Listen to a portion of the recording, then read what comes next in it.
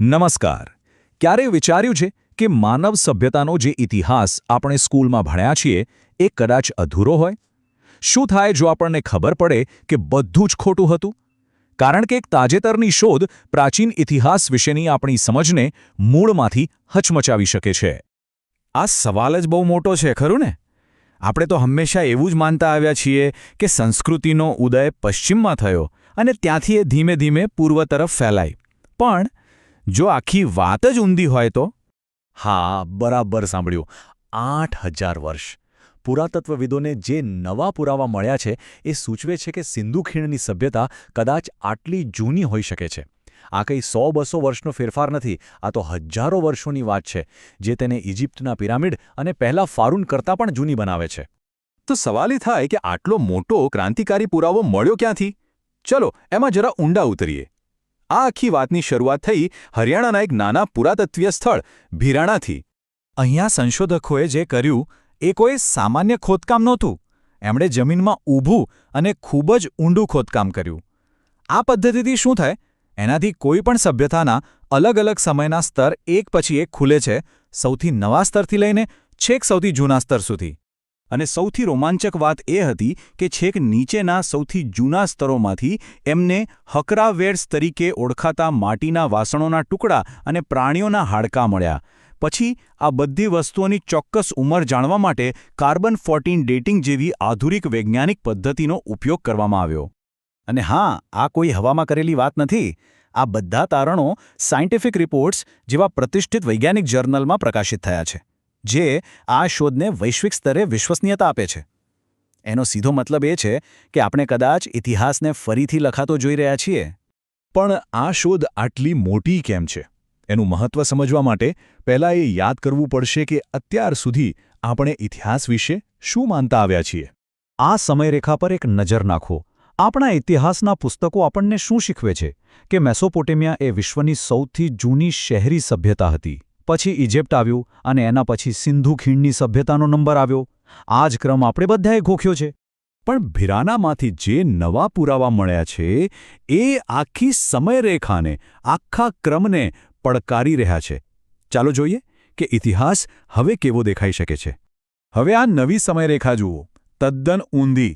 જો આ તારણો સાચા સાબિત થાય તો સિંધુ ખીણની સભ્યતા મેસોપોટેમિયા કરતાં પણ લગભગ 2,500 વર્ષ જૂની ગણાશે.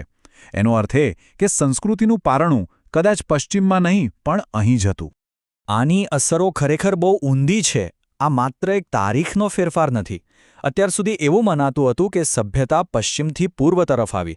પણ આ શોધ કહે છે કે કદાચ સભ્યતાનો ઉદ્ભવ ભારતીય ઉપખંડમાં થયો અને અહીંથી દુનિયાભરમાં ફેલાયો. આ તો આખી થિયરી જ ઊંધી કરી નાખે છે.